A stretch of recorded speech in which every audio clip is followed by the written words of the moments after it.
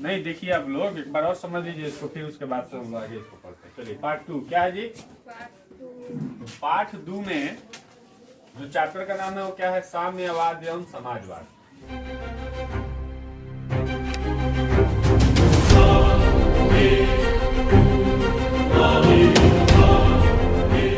ये तो डिटेल्स पढ़ाई नहीं हो रहा है, एग्जाम की तरफ से रिवीजन चल रहा है। जैसे मान लो क्या चल रहा है ये रिवीजन, तो हम लोग इसमें पहले ऑब्जेक्टिव प्रश्न को कवर करेंगे, फिर उसके बाद से लघु उत्तरीय प्रश्न को कवर करेंगे, फिर हम लोग उसके बाद से लॉन्ग क्वेश्चन को कवर करेंगे यानी दीर्घ उत्तरीय प्रश्न। तो ऑब्जेक्टिव प्रश्न में सबसे पहले जान लो कि साम्यवाद और समाजवाद कि जहां भी चर्चा हो एग्जाम में तो एक ही देश का नाम आएगा, उस देश का नाम क्या है? किस देश में? तो हम जितनी भी घटनाएं पढ़ेंगे, जितनी भी कहानियां पढ़ेंगे, वो सब का सब कहाँ होगा? रूस में। ठीक है, तो सबसे पहला प्रश्न, कृषक दास प्रथा का अंत। जो वहां कृषक का मतलब होता है किसानों के लिए जो दास प्रथा था, वो प्रथा का अंत कब हुआ था? तो 1861 में। कब हुआ था? पहला प्रश्न अगर ऐसा आएगा तो इसको लिख देंगे। दूसरा प्रश्न है कि जार का अर्थ क्या होगा? तो रूस में। कहा? जार मतलब कहाँ? तो रूस देश में। तो रूस देश में जार का मतलब होता है वहां का राजा, वहां का सम्राट। रूस के सम्राट को क्या कहते हैं? जार कहते हैं। ठीक है, अब आता है कार्ल मार्क्स के बारे में। तो कार्ल मार्क्स एक व्यक्ति का नाम है। अब वहां पे इनसे क्या क्या ऑब्जेक्टिव प्रश्न उठ सकते हैं, जरा ध्यान देंगे। तो कार्ल मार्क्स का पहले पूछेगा कि जन्म कहाँ हुआ था। क्या पूछेगा? तो जन्म हुआ था कहाँ? देखिए आया कहाँ था ये? रूस में। तो कार्ल मार्क्स का जन्म हुआ जर्मनी में। उसने एक पुस्तक लिखी थी, जो पुस्तक का क्या नाम था? Das Kapital. इसकी मृत्यु हो गई 1883 में। और यह एक वैज्ञानिक समाजवाद का क्या किया था? निर्माण किया था, जन्म दिया था। अगर पूछे वैज्ञानिक समाजवाद का निर्माण किसने किया था, या वैज्ञानिक समाजवाद का जन्मदाता कौन है, तो वैज्ञानिक समाजवाद का जन्मदाता कौन है जी? उसका भी है कार्ल मार्क्स। तो कार्ल मार्क्स से इतने प्रश्न आ सकते हैं। कितने? इसका जन्म जर्मनी में, इसके द्वारा लिखी गई पुस्तक दास कैपिटल, इसकी मृत्यु 1883 में, और इसने वैज्ञानिक समाजवाद का क्या किया था? निर्माण किया था। इसके बाद से आपका प्रश्न आ सकता है यूरोपियन समाजवादी किसको कहा जाता है? जिसने यूरोप में समाजवाद की निर्माण किया। तो यूरोपियन समाजवादी का भी जनक कौन है? Karl Marx. इसका भी अगर प्रश्न आए कि यूरोपियन समाजवाद का जनक कौन है, तो वहां भी क्या लिखना है? कार्ल मार्क्स लिखना। अब आता है एक प्रश्न, war and peace. War and peace. तो वार एंड पीस जो है किसकी लिखी हुई रचना है? तो वार एंड पीस जो है ये रचना किसकी है? टॉलस्टॉय का। किसकी? टॉलस्टॉय का। फोन है, काट दीजिए, काट दीजिए, है ना। अब चलिए, अगर क्वेश्चन आ गया कि वार एंड पीस किसकी रचना है, तो उसका किसकी रचना है? टॉलस्टॉय। वार एंड पीस किसकी रचना है? टॉलस्टॉय का।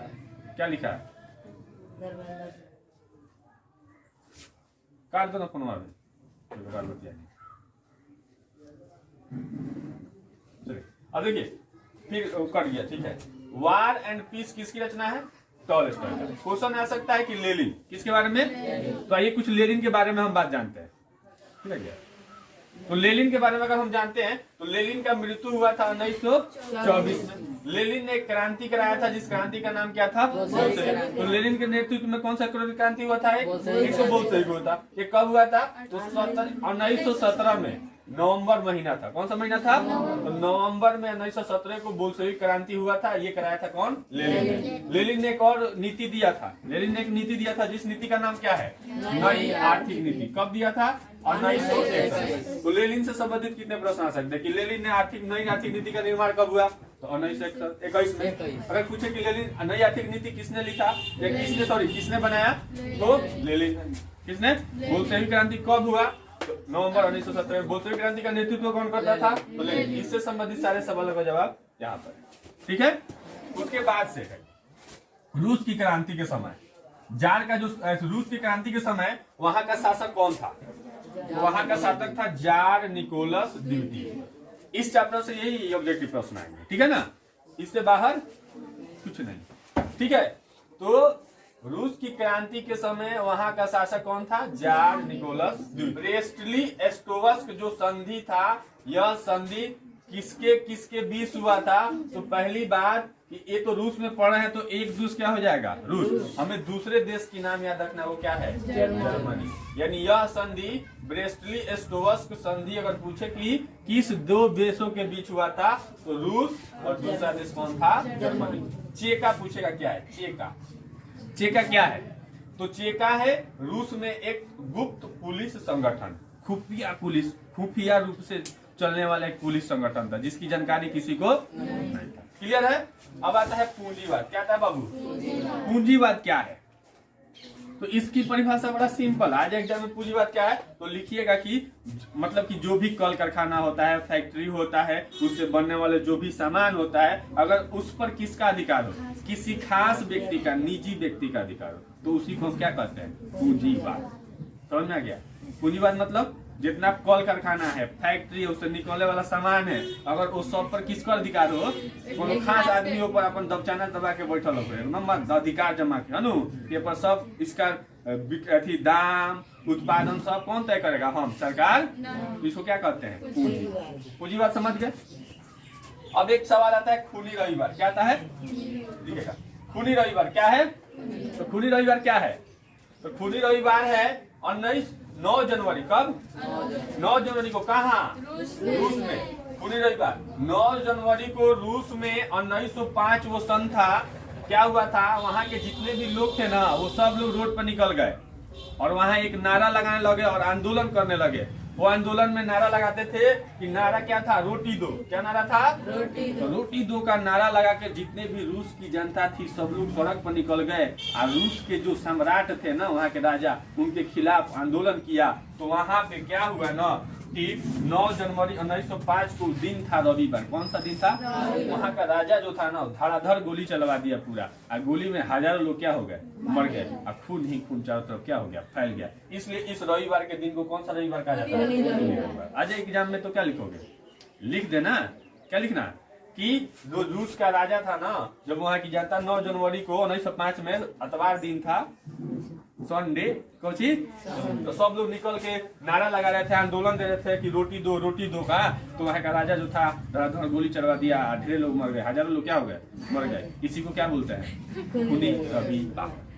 आया समझ में। तो चलिए अब आगे इधर देखिए, यहाँ पे अब आता है अक्टूबर की क्रांति। क्या आता है, अक्टूबर की क्रांति। अक्टूबर की क्रांति क्या है, तो सबसे पहली बात पूछ तो सवाल इसी में है, जवाब आता है। ये क्रांति कहाँ हुआ था, रूस में। फिर बताएंगे कि वही रूस में। कहाँ, तो रूस में। ये सब देश किस में होगा, रूस में। तो रूस में अक्टूबर का महीना था, उस अक्टूबर के महीना में है जो लेनिन था ना, लेनिन ने क्रांति कराया कि वहाँ का जो राजा है ना, उसको भगा देना है, तख्ते पलट देना है, राजा शाही क्या कर देना है।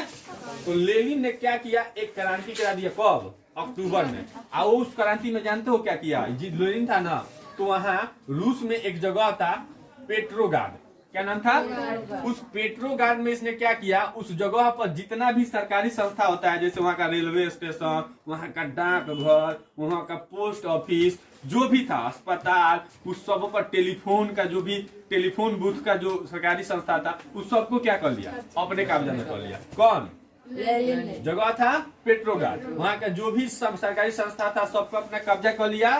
कब, अक्टूबर महीना में। कौन महीना में, लेनिन जो रूस के राजा थे उनके सत्ता को पलटने के लिए, ठीक है। तो वहाँ का जो राजा उस वक्त कौन था, उस वक्त का जार था, उसका नाम था केरेंस्की। क्या नाम था, वो क्या किया, रूस छोड़ के भाग गया, और रूस छोड़ के भाग गया। तो यही क्रांति कहलाता है। कौन सा क्रांति, अक्टूबर क्रांति। और आज अक्टूबर क्रांति क्या है, तो कहना कि लेनिन ने क्या किया था, अक्टूबर महीना में पेट्रोग्राड के जितने भी सरकारी संस्था थे सबको अपने कब्जे में कर लिया, और वहाँ का जो जार था केरेंस्की, उसके खिलाफ आंदोलन कर दिया और भाग गया। क्या हो गया, ओकरा कहते हैं अक्टूबर के क्रांति। क्या कहते हैं। अब आता है सर्वहारा वर्ग क्या है, क्या आता है, तो सर्वहारा वर्ग क्या है बाबू, तो सर्वहारा वर्ग जो था ना, रूस में जितने भी मजदूर लोग थे, जितने भी किसान लोग थे, जितने भी छोटे छोटे काम करने वाले लोग थे, गरीब लोग, वो सब मिलकर अपना संगठन बनाया, अपना वर्ग, ठीक है। उसी समूह को, उसी वर्ग को हम क्या कहते हैं, सर्वहारा वर्ग। एग्जाम में जाता है कि सर्वहारा वर्ग किस चीज के, अमीरों की वर्ग है, पूंजीपतियों का वर्ग है, व्यवसायियों का वर्ग है, कि मजदूरों का वर्ग है, गरीबों का वर्ग है, जी ना, किसानों का वर्ग है। किसका वर्ग है, आएगा तो लिखा जाएगा ना। अब आता है कि रूस की क्रांति के कारणों का क्या करे, उल्लेख करे। तो रूस की क्रांति के 2 कारणों का क्या करे, उल्लेख करे। कारण तो बहुत से थे, तो हमको कौ कारण का उल्लेख करना है? दुगो का। पहला कारण था वहां का जो जार था, वहां का शासक था, वो काफी निरंकुश था और अयोग्य था। मतलब क्या था? मतलब इसका यह हुआ कि वो खाली भगवान को मानता था। किसको? है ना। अब भगवान को इतना मानता था कि जनता से कोई मतलब है उसको नहीं था, कोई मतलब नहीं जनता से कोई, और जनता के ऊपर ध्यान ही नहीं देता था कि वो कैसे रह रहे हैं, कैसे खा रहे हैं, उनकी जिंदगी कैसे व्यतीत हो रही है, उनके पास रोजगार है या नहीं, कुछ भी नहीं। ठीक है। और वहां के जो भी सलाहकार थे उसका, वहां के राजा का उस समय, उस सब का सब विचारहीन था, किसी का विचार सही नहीं था, इसलिए सलाह भी गलत देते थे। तो वहां की जनता की जो जिंदगी थी ना, वो बिल्कुल बेकार हो गई, नरक के जैसा हो गया, बद से बदतर, गरीबी, भुखमरी, सब कुछ छा गया। तो इस चीज को हम क्या कहते हैं? तो ये जार के ये अयोग्य और निरंकुश शासन का कारण है। ठीक है ना, हंस रहे हो? तो ये भी एक कारण था कि वहां का शासक सही नहीं था। क्यों नहीं था जी? तो ये सब बातों पर ध्यान, ये सारी बतियां बना के लिख दोगे। दूसरा बात क्या था कि वहां की किसान का स्थिति जो था वो क्या था? काफी दयनीय था। मतलब खेती के लिए अच्छे साधन नहीं, है ना, छोटे छोटे खेत थे, तनी तनी अनाज हो रहा है, उससे क्या काम चलेगा? वो चलेगा? तो खेती के लिए कोई साधन नहीं था। और उसके ऊपर किसान जितने भी थे ऊपर कर्जा पे कर्जा लदाते गए, कर्जा पे कर्जा लदाते गया, और छोटे छोटे खेत थे, उसी से अपना जीवन क्या करते थे? चलाते थे। तो यह दूसरा कारण था कि किसान की स्थिति काफी क्या थी? दयनीय थी, अच्छी नहीं थी। अब आता है कि साम्यवाद एक नई आर्थिक नीति है। कैसे?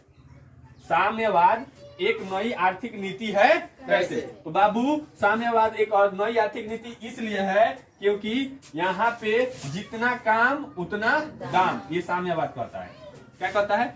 जितना काम उतना दाम। और कहता है कि कल कारखाना, सभी साधन, जितना भी उत्पाद होगा, जितना भी सामान बनेगा, वो सब पर मजदूर का अधिकार होगा या सरकार का, किसी निजी व्यक्ति का अधिकार। तो ये पूंजीवाद से हट न गया जी साम्यवाद, तो नया ही तो नीति हुआ ना, इसलिए नई आर्थिक नीति भी कहते हैं। और एक बात कहता है कि समाज की भलाई सोचता है ये साम्यवाद, इसलिए यह क्या है? नई आर्थिक नीति के जैसा है और उसकी जैसी व्यवस्था भी। तो आज ऐसा साम्यवाद एक नई आर्थिक व्यवस्था है, नीति है। कैसे? तो कहना क्योंकि यह नीति कहता है जितना काम उतना, जितना भी सामान, कल कारखाना, फैक्ट्री, उस पर सरकार या मजदूर का अधिकार होगा, किसी निजी व्यक्ति का अधिकार नहीं होगा। और समाज की भलाई ही है इसका क्या था? मूल्य, उद्देश्य था। इसलिए एक नई आर्थिक नीति भी है। ठीक है। इसमें और ये कुछ है, दीर्घ उत्तरीय प्रश्न है, और भी प्रश्न है तो उसका और ये चर्चा करेंगे हम लोग। अब आगे पढ़ो। अभी जो अभी तुमको हम समझाए तो ऑब्जेक्टिव प्रश्न थे। ऑब्जेक्टिव प्रश्न के बाद क्या बताया? अभी क्या बताया? लघु उत्तरीय प्रश्न। समझ में आया ना? अब देखो लॉन्ग क्वेश्चन कैसे आएगा। लॉन्ग क्वेश्चन में सबसे पहला प्रश्न ये आएगा कि रूस की क्रांति का क्या क्या कारण था। तो दुगो कारण तो अभी पीछे बता दिए के में, लघु उत्तरीय में, और दुगो हे में से याद कर लेना है। जैसे उसमें बताया कि जार का निरंकुश तथा अयोग्य शासन। क्या बताए? जार का निरंकुश तथा अयोग्य शासन। समझाए भी अब कि किस तरह उसमें लिखना है। दूसरा बताया किसानों की दयनीय स्थिति। किसानों की क्या थी? स्थिति काफी दयनीय थी, कर्ज में दबा गए थे, कोई किस खेती के लिए बढ़िया साधन नहीं था, छोटे छोटे खेत थे, और उसी में अनाज राजा लेके चल जाता था। ठीक है ना। तो अब आगे बढ़ो। और तीसरा कारण क्या था रूस के क्रांति का? तो वो था मजदूरों का दयनीय स्थिति। यहाँ पे डॉट डॉट लगा दिए हैं। अब क्या लिखे जाए? तनी अस्कत लागता। मजदूरों की दयनीय स्थिति। ठंडी बा तरल से कहते नहीं होने कहाँ देखा था लोग। हाँ, तो मजदूरों की दयनीय स्थिति। क्या बाबू?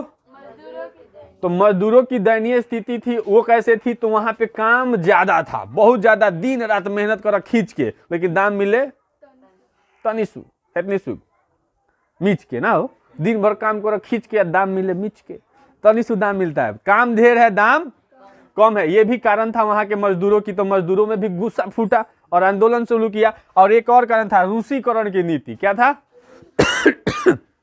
सुनो क्या था रूसीकरण की नीति? क्या था कि वहां का राजा जो था, जार जो था, सम्राट जो था, वो चाहता था क्या कि यहाँ की जितनी भी समाजें हैं सब किसी पर एक ही भाषा का बोझ डालना चाहता था, सबको एक एक भाषा को मानेगा।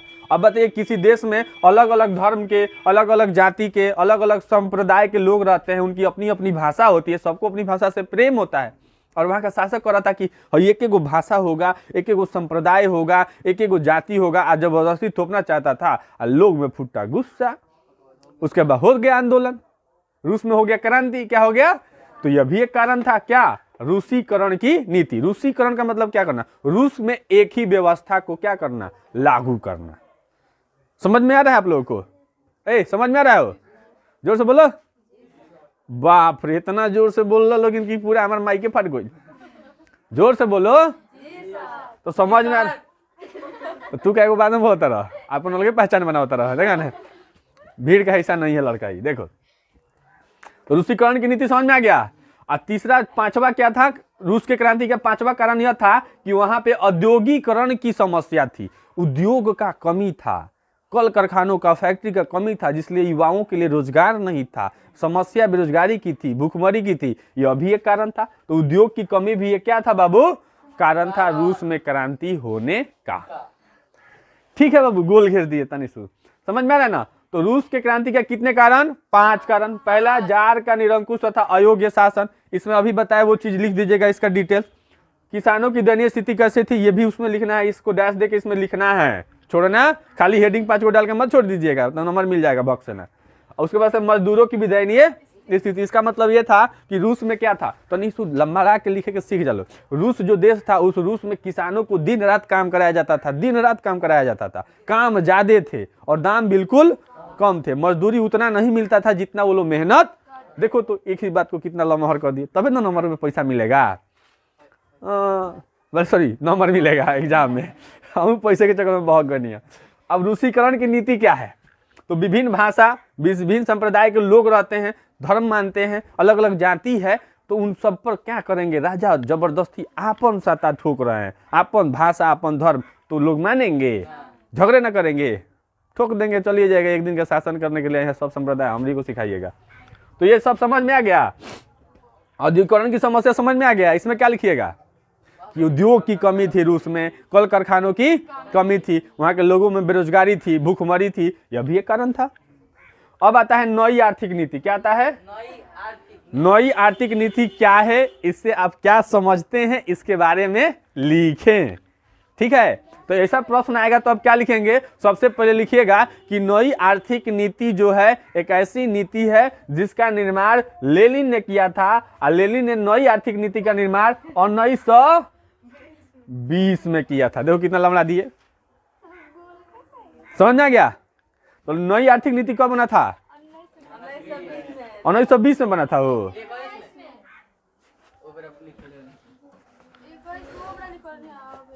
तनिक गुड़गुड़ हो गया है, आओ उसे सही कर लो। तो बोलो तो नई आर्थिक नीति कब बना था, 1921 में। कौन बनाया था, लेनिन ने, है ना, लेनिन ने। अब इसको कितना बढ़िया लंबा देंगे ना, ये सब कहाँ हुआ था, रूस में। रूस में पूंजीपति वो का शासन था, किसका, इस सबको हटाते हुए लेनिन आया, और लेनिन ने 1921 में एक नई आर्थिक नीति का क्या किया, निर्माण किया। क्या बढ़ा दोगे, तो नई आर्थिक नीति का निर्माण कौन किया, लेनिन ने 1921 में। अब यह नीति क्या कहती है, यह नीति, तो नई आर्थिक नीति के अनुसार हर चीज में जोड़ना है, जितना पॉइंट है ना सब में। नई आर्थिक नीति के अनुसार अनाज के जो स्थान, जो किसानों से अनाज लिए जाते थे, क्या लिए जाते थे, वो अनाज के स्थान पे अब कर लिया जाएगा। क्या लिया जाएगा, कर माने टैक्स, क्या, और वो टैक्स फिक्स कर दिया जाएगा कि इतना टैक्स आपसे लिया। अब इससे ज्यादा अनाज है, कम है तो कम टैक्स लगेगा, लेकिन इतना से ज्यादा अनाज है तो इतना से ज्यादा टैक्स, इससे ज्यादा अनाज है तो किसान का उस पर अधिकार होगा, किसी का अधिकार। तो इसमें किसान को फायदा हो गया कि नहीं हो गया, कि हमको इतना ही कर देना है, इतने का टैक्स देना है, बाकी तो सब हमरे है, हुआ कि नहीं हुआ। तो पहला नीति क्या, नई आर्थिक नीति का पहला मोटो क्या था, पहला सिद्धांत क्या था, कि अनाज के दाम पर हम क्या लेंगे, कर माने टैक्स लेंगे, अनाज नहीं लेंगे। ये बात लिख लोगे। दूसरा उसका उद्देश्य था कि जमीन जो होगा वो राज्य का होगा, जितने भी राज्य के जमीन है वो किसका होगा, वो राज्य का होगा, लेकिन हम उसको किसको दे देंगे, किसानों को। और उसका जमीन जो होगा वो राज्य की है, पर किसानों का इस पर क्या रहेगा, अधिकार रहेगा। अच्छा नीति है कि नहीं, कितना मजा होता सुनने में, हमने को बुझाता कि फायदा होता, क्या होता, ठीक बा। तीसरा नियम क्या था उसका, तीसरा नीति इसका क्या उद्देश्य था कि 20 से कम लोग का जो कारखाना है, फैक्ट्री है, उस सरकार उस पर अपना अधिकार नहीं जमाएगी, उसका कोई भी टैक्स फैक्स कुछ नहीं होगा, उस पर किसी निजी व्यक्ति जिसका है उस पर उसी का अधिकार रहेगा, उसका बेनिफिट भी उसका उत्पादन भी उसका। बाकी इससे जो बड़े बड़े हैं वो सब पर किसका कंट्रोल रहेगा? सरकार का। समझ में आ रहा है? तो 20 से कम कर्मचारियों वाले उद्योगों पर को क्या किया जाएगा? निजी हो जाएगा। क्या हो जाएगा? निजी हो जाएगा। चौथा क्या कारण था कि विदेशी से लोगों को, विदेश वाले लोगों को बुलाया जाएगा यहाँ पे क्या करने के लिए? पूंजी लगाने के लिए। विदेशी पूंजी यहाँ पे लाया जाएगा। उनको आमंत्रण किया। क्या किया? कि लोगों को बाहर से बुलाया जाएगा, यहाँ पे कल कारखाना लाएंगे तो लोगों को क्या मिलेगा? रोजगार मिलेगा।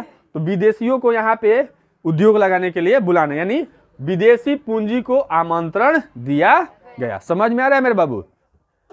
पांचवा कारण इसका क्या उद्देश्य था नई आर्थिक नीति का? यह कहता है कि व्यक्तिगत संपत्ति की सरकार क्या कराए? बीमा। सरकारी जो एजेंसी है वो क्या कराए? बीमा। बीमा का मतलब होता है कि अपने अगर किसी कार का बीमा कराया है तो कार अगर एक्सीडेंट हो गई, खत्म हो गई, तो फिर उसके पेमेंट कौन देगा? पैसा सरकार देगी। भरपाया करना। क्या करना? इंश्योरेंस इसको इंग्लिश में कहते हैं। समझ में आया?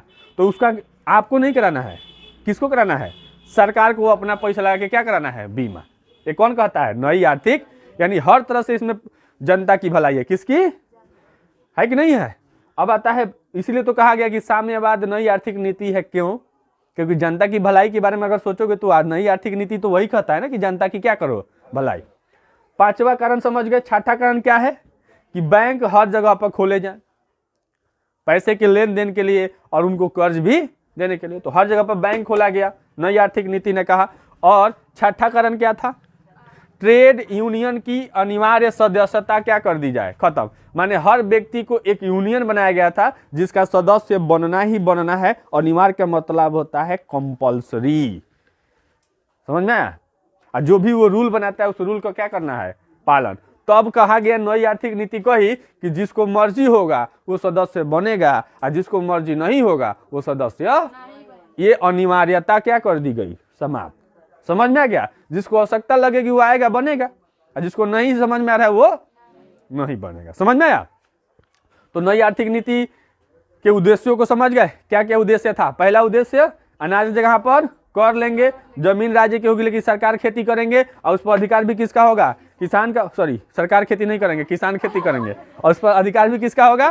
किसान का होगा। 20 से कम वाले फैक्ट्री को क्या कर दिया गया? निजी कर दिया गया। विदेशों से लोगों को बुलाया गया कि यहाँ पे काम की थी पूंजी लगाइए।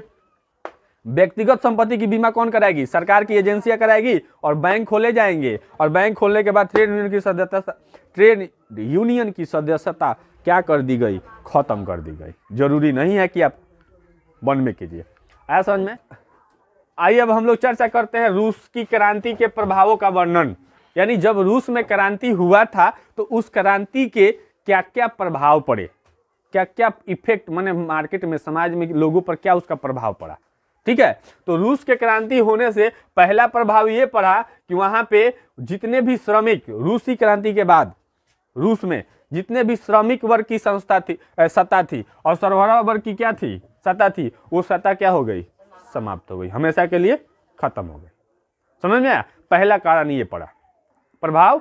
पहला रूस के क्रांति का प्रभाव क्या पड़ा कि वहां जो मजदूर वर्ग की सत्ता थी और सरबराह वर्ग की सत्ता थी वो दोनों क्या हो गई? हमेशा के लिए क्या हो गई? खत्म हो गई। ये पहला कारण था। जिस तरह बोल रहे हैं इसी तरह बढ़ा चढ़ा के लिखना है। दूसरा प्रभाव क्या पड़ा? जब रूस की क्रांति हुई तो रूस की क्रांति के बाद पूरे विश्व की जो विचार थी वो कितने भागों में विभक्त हो गई? 2। विश्व 2 विचारों में, विचारधारा में क्या हो गया? बट गया। पहला विचारधारा था उसका साम्यवादी विश्व। कौन सा विश्व? और दूसरा विचारधारा क्या था? पूंजीवादी विश्व।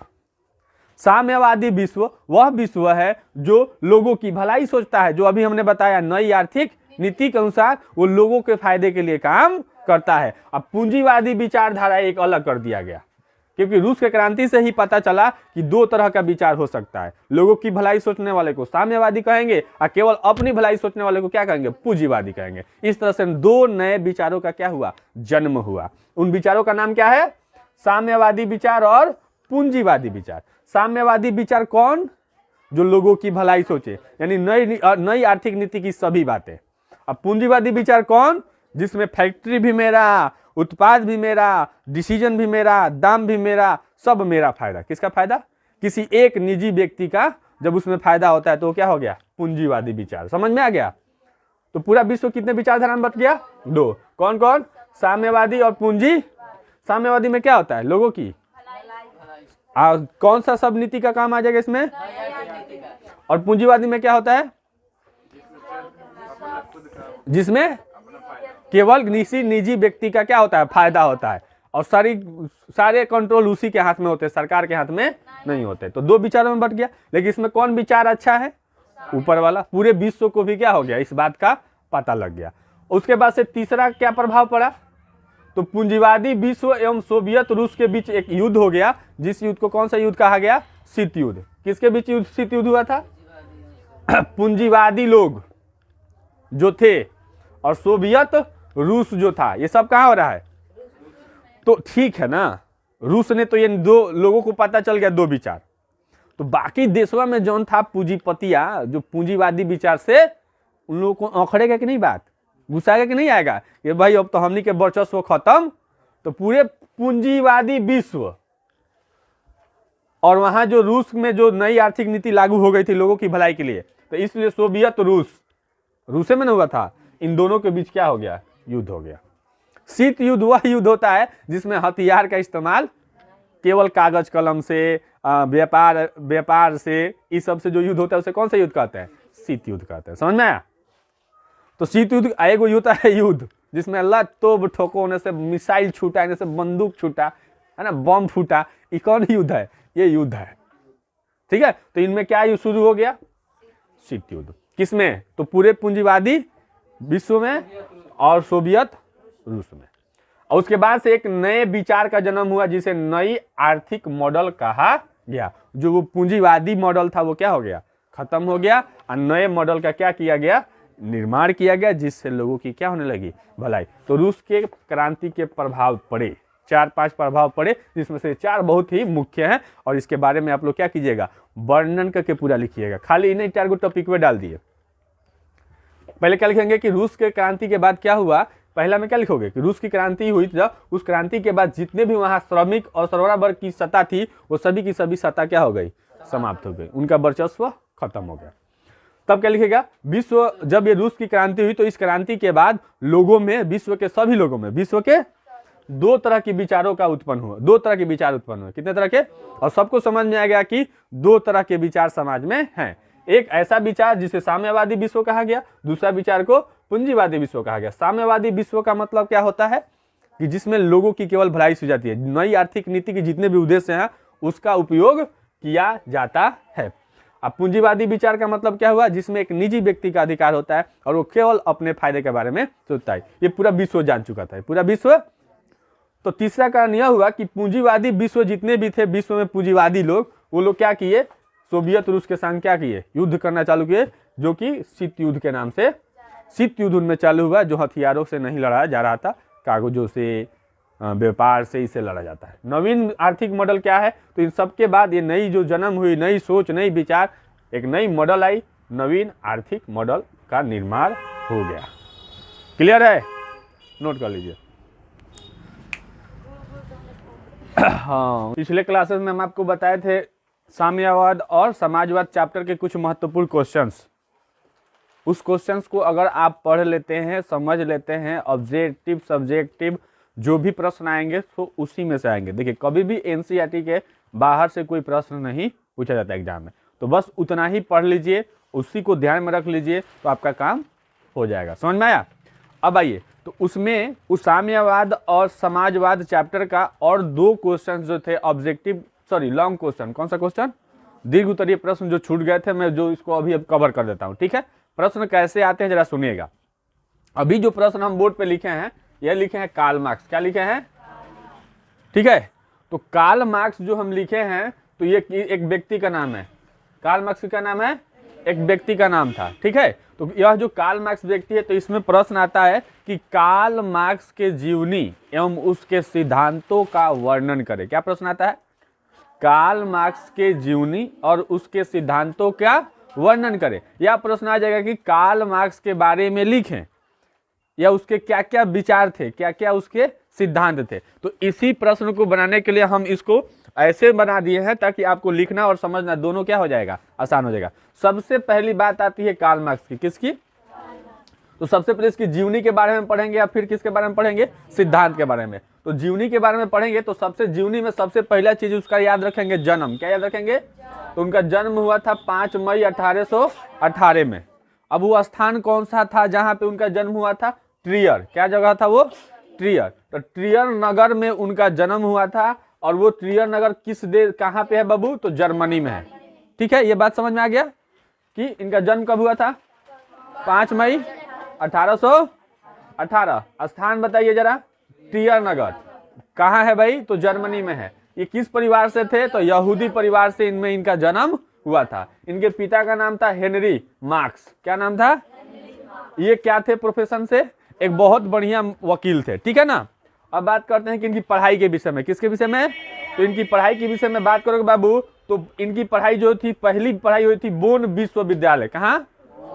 और इसके बाद ये चले गए 1836 में बर्लिन विश्वविद्यालय में। कहाँ चले गए?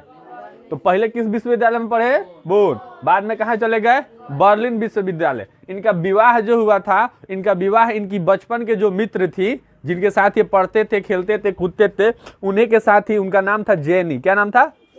तो जेनी से इनका शादी हो गया। कब हो गया बाबू? 1843 में। अब बात करते हैं जब ये विश्वविद्यालय में पढ़ रहे थे बर्लिन में, तो उस समय इन्होंने अध्ययन किया कुछ लोगों का। ठीक है, वो अध्ययन किसका किए? तो माउंटे क्या लिखे हैं? माउंटेस्क्यू। थोड़ा सा मिट गया है, इसको लिखे हैं माउंटेस्क्यू। बोलो इसको ना, माउंटेस्क्यू। क्या पढ़ेंगे? तो माउंटेस्क्यू एवं रूसो का इन्होंने क्या किया? अध्ययन किया। ये भी दो व्यक्ति हैं। ये भी क्या है? इनके बारे में इन्होंने पढ़ा, अध्ययन किया। तो पढ़ के इनके विचारों से बहुत प्रभावित होते थे, इनके विचारों से। लेकिन एक व्यक्ति और था जिसके विचार से काफी प्रभावित थे, जिसका नाम क्या था? एंगेल्स। क्या नाम था? तो एंगेल्स के विचार से ये सबसे ज्यादा प्रभावित हुए थे। ठीक है ना। अरे सबके विचार को तो मानते ही थे, उनके बारे में पढ़ते ही थे, लेकिन सबसे ज्यादा कार्ल मार्क्स को किनका विचार प्रभावित किया था? एंगेल्स से। किसके? एंगेल्स से। अब बात करते हैं, यह चिंतक थे। क्या थे? मतलब ये चिंता करते थे, सोचते थे, विचारते थे। किनके बारे में? तो मजदूरों के बारे में और गरीबों के बारे में। इन्होंने एक घोषणा पत्र जारी किया था। किसके साथ मिलकर? एंगेल्स के साथ। किसके साथ? उस घोषणा पत्र का नाम है साम्यवादी घोषणा पत्र। क्या नाम है? और ये कब किए थे बाबू? 1848 में। आधुनिक समाजवाद का इनको क्या कहा जाता है? जनक कहा जाता है। ठीक है। अब बात करते हैं कि इनकी एक रचना है, मतलब इन्होंने कुछ लिखा था 1867 में, जिसका नाम था दास कैपिटल। अब वहां ऑब्जेक्टिव में आपको याद नहीं करना पड़ेगा, क्योंकि ये तो यहीं पे याद हो गया ना। यहाँ पे 2 प्रश्न याद हो गए, यहाँ पे 2-4 प्रश्न पर याद हो गए। आधुनिक समाजवाद का जनक कौन? कार्ल मार्क्स है ना। कार्ल मार्क्स किसके विचारों से ज्यादा प्रभावित था? एंगेल्स के। किसका अध्ययन किए थे उन्होंने? मॉन्टेस्क्यू का और रूसो का। वो किसके बारे में ज्यादा चिंता करते थे? गरीबों और मजदूरों के। उन्होंने जिस घोषणा पत्र का जारी किया था, उस घोषणा पत्र का नाम क्या था? साम्यवादी घोषणा पत्र। कब जारी किया था? 1800। किसके साथ मिलकर क्या किया था बाबू? इसके साथ।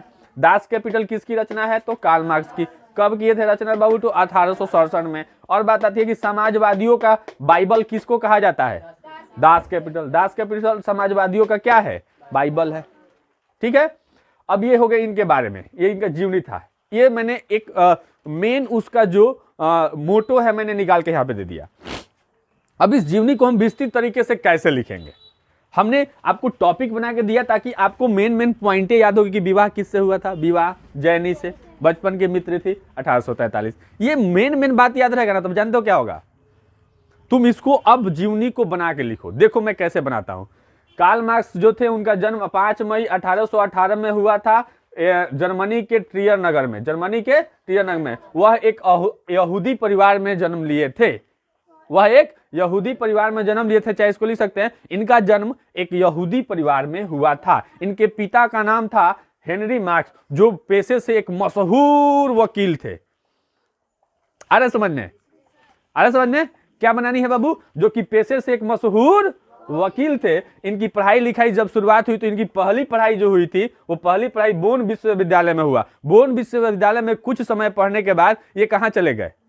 बर्लिन में चले गए, है ना। और बर्लिन में जाके इन्होंने 1836 में अपना पढ़ाई क्या कर दिया, चालू कर दिया। वहां पे अध्ययन कर ही रहे थे, पढ़ ही रहे थे, उसी बीच उन्होंने कुछ व्यक्तियों के बारे में भी पढ़ना चालू किया, जिसमें नाम था माउंटेस्क्यू और रूसो। इन दोनों का अध्ययन किया, इनके विचारों को वो क्या करते थे, समझते थे। लेकिन एक व्यक्ति और थे जिनका नाम था क्या, एंगेल्स।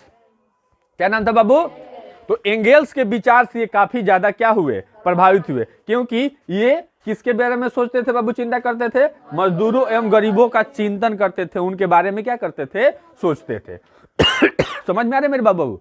अब आगे क्या कहेंगे, तब इन्होंने, किन्होंने, कार्ल मार्क्स ने, किन्होंने, अरे जोर से बोलो, किन्होंने, कार्ल मार्क्स ने, किसके साथ मिलकर, एंगेल्स के साथ मिलकर 1848 में इन्होंने एक घोषणा पत्र जारी किया, जिस घोषणा पत्र का नाम साम्यवादी घोषणा पत्र रखा गया था। समझ रहे हो ना, कितनी लंबी हो गई ना। अब आगे लिखेंगे कि जो साम्यवादी घोषणा पत्र था उन्होंने कब जारी कर दिया बाबू, 1848 में एंगेल्स के साथ मिलकर। कार्ल मार्क्स को, किसको, आधुनिक समाजवाद का जनक कहा जाता है, ठीक है। तब उसके बाद कार्ल मार्क्स ने सन 1867 में एक पुस्तक लिखी, क्या लिखी, जिसका नाम दास कैपिटल था। लगाओ, जिसका नाम दास कैपिटल को, किसको, समाजवादियों का बाइबल कहा जाता है। हो गया इनकी जीवनी, समझ में आई इसकी जीवनी, कार्ल मार्क्स की जीवनी समझ में आ गया। हमको कहता है, कहती है, इसका उसके श्रीमान श्रीमती के चक्कर में हमको मेन टॉपिक याद रखना है और उससे अपना जो बनाना है वो हम क्या करेंगे। अरे आटा रहेगा तो पूड़ी भी बनाओगे, पराठा भी बनाओगे, चाहे आलू का पराठा भी बनाओगे ना, समोसा भी बनाओगे, तो मटेरियल चाहिए, क्या चाहिए, बाकी उसका आंसर किसको तैयार करना है, खुद आपको। समझ में आया कैसे तैयार करेंगे? चलें एक बार और बता दें, अब हो जाएगा, जोर से बोलो, अरे और जोर से बोलो। अब आगे चलते हैं इनके सिद्धांत के बारे में। तो सिद्धांत का जो भी नाम है उसको हम नहीं बदलेंगे, क्योंकि सिद्धांत तो सिद्धांत होता है ना। अब मान लो कि सिद्धांत तुम लोग फिजिक्स में पढ़ते हो, चाहे साइंस में, बायोलॉजी में पढ़ते हो, जीवन शक्ति का सिद्धांत, अब उसको हम अपने मन से दूसरा नाम रख दें, प्रदीप सर जी का सिद्धांत, नहीं ना रखेंगे। सिद्धांत का नामकरण चेंज, देखो इन बातों को आप आसान बना सकते हो, लेकिन जो सिद्धांत किसी ने दिया उस सिद्धांत का नामकरण कभी भी चेंज नहीं करना चाहिए। समझ में आया? जैसे वैद्युत शक्ति का सिद्धांत है, विद्युत धारा का उष्मीय सिद्धांत है, विद्युत धारा का चुंबकीय, तो हम विद्युत धारा के चुंबकीय सिद्धांत के कारण लिख देंगे हम विद्युत धारा के खींचीय सिद्धांत नहीं, उसके नाम में परिवर्तन। तो इसलिए इनके सिद्धांत कितने थे, मुख्य रूप से 5 सिद्धांत थे, पांचों का नाम हमने क्या कर दिया है, लिख दिया। बस इसको याद रखना, इसमें से 5 गो 4 गो, तो ये तो नहीं करे कि 5 गो सिद्धांत ही लिखें, बोले सिद्धांतों को लिखें, क्या करें, सिद्धांतों का वर्णन करें। तो आप इसमें से कुछ सिद्धांतों को याद रखिएगा, चाहे 100 भी आ जाएगा तो 100 लिख दीजिएगा, और 3-4 गो रहेगा तो कुछ सिद्धांत जैसे वो चाहते कि राज्यहीन और वर्गहीन एक समाज बने, राज्यहीन और वर्गहीन समाज, जिसका कोई राज्य नहीं हो और जिसका कोई वर्ग नहीं, ऐसा एक समाज बनाए, ठीक है। दूसरा क्या चाहते थे, मूल्य और अतिरिक्त मूल्य का सिद्धांत था उनका, कि मूल्य भी दें और अतिरिक्त, कोई काम करता है तो मूल्य भी दें और ज्यादा मूल्य भी दें, अतिरिक्त। तो इसका यह भी सिद्धांत था। इतिहास की भौतिकवादी व्याख्या करें, यह भी सिद्धांत था। वर्ग संघर्ष का भी सिद्धांत था कि किसी वर्ग को क्या करना चाहिए, काफी संघर्ष करना चाहिए। द्वंद्वात्मक भौतिकवाद का भी उन्होंने क्या दिया था, सिद्धांत। ये सिद्धांत के नाम है, इसको कोशिश करके याद कर लीजिएगा, ठीक है। चलिए अब आइए इधर दूसरा क्वेश्चन। देखो ये क्वेश्चन तो समझ में आ गया ना कार्ल मार्क्स का। तो कार्ल मार्क्स का जीवनी और उसके बारे में विचारों सिद्धांतों को लिखने के लिए तब लिख दोगे, ठीक। तो ये पहला प्रश्न था। अब आइए दूसरे प्रश्न की तरफ। दूसरा प्रश्न यह है, आपके इस पाठ का, हिस्ट्री के दूसरे पाठ का ये लास्ट प्रश्न है, ठीक है। तो प्रश्न क्या है कि यूरोपियन समाजवादियों के विचारों का क्या करें। देखो साम्यवाद और समाजवाद है ये चैप्टर, तो इसी की तो बात होगी ना। तो किसकी बात हो रही है, समाजवादियों का, जो समाजवादी विचार के लोग थे उनके। वो कहाँ के, जर्मनी और रूस के नहीं, कहाँ, यूरोपियन। कहाँ बाबू, सॉरी। तो हमें इस क्वेश्चन में यूरोपियन समाजवादियों के विचारों का क्या करना है, वर्णन करें। देखें तो विचारक, प्रथम विचारक यूरोप में जो व्यक्ति था उसका नाम क्या था? Saint Simon. क्या नाम था? ठीक है, पहला चीज याद रखना है कि वहां का, अच्छा सेंट साइमन 1 नंबर पे है, इसका मतलब ये महत्वपूर्ण आदमी होगा, ये महत्वपूर्ण विचारक। तो अगर एग्जाम में प्रश्न आ जाए कि सबसे महत्वपूर्ण विचारक कौन था यूरोपियन, तो उसका नाम क्या रहेगा? Saint Simon. इनका विचार क्या था भाई? उनके विचारों के ही बारे में लिखना है कि यूरोपियन विचारकों का विचार लिखें और उसके बारे में वर्णन करें और बताएं। तो सेंट साइमन का जो विचार था पहला, वो क्या था? वो चाहता था कि सभी मिलजुल कर रहें, कोई व्यक्ति एक दूसरे का शोषण ना करे, समझ रहे ना, किसी को धोखा ना दे, किसी का झीटे नहीं, किसी का छीने नहीं, समझ ना, कैसे रहे। तो उसका पहला विचार था। दूसरा विचार क्या था? कि समाज को आगे बढ़ाने के लिए कोई काम किसी को करना चाहिए, समझ रहे, कोई भी कोई काम कर रहा है तो क्या करे? ऐसा काम करे जिससे समाज की भलाई हो, समाज और आगे बढ़े, समाज का नुकसान करने वाला कोई काम नहीं करना, ये दूसरा विचार था। तीसरा विचार उसका क्या था? उसका विचार था कि क्षमता और इच्छा के अनुसार लोगों को काम दिया जाए, जबरदस्ती कोई किसी को काम, क्या समझे, किसके अनुसार? इच्छा, जिसकी जितनी क्षमता उसको उतना ही काम दे, और जिसको जिस काम में रुचि है उसको वही काम दे, सभी काम जबरदस्ती थोपने का प्रयास ना करे। ये 3 विचार थे इसके मुख्य। तो सेंट साइमन के तीनों विचार को समझ गए। पहला विचार क्या था? हाँ बोलो जोर से, कोई किसी का शोषण। दूसरा विचार क्या था? आगे बढ़ाने का काम करें, कोई ऐसा काम ना करे जिससे समाज को क्या हो, नुकसान। तीसरा क्या था? इच्छा के अनुसार उसको काम दिया जाए, क्षमता और इच्छा के अनुसार उसको काम दिया जाए, न कि जबरदस्ती। और ये दूसरा विचारक क्या थे? Charles Fourier. क्या नाम था उनका? इनका विचार क्या था? कि जो भी मजदूर है वो छोटे छोटे नगरों, छोटे छोटे गांवों, छोटे छोटे कस्बों में ही क्या करे, काम करे और अपना रोजी रोटी चलाए। ठीक है, किनका विचार था? चार्ल्स फोरियर का। इन्होंने इसके लिए एक योजना बनाई, जिस योजना का नाम था फ्लॉन्क्स। क्या नाम था? परंतु फेल हो गया। क्या हो गया? ये योजना काम नहीं आई। तीसरा विचारक क्या था? लुईबिसा। लुईबिसा, क्या नाम था उसका?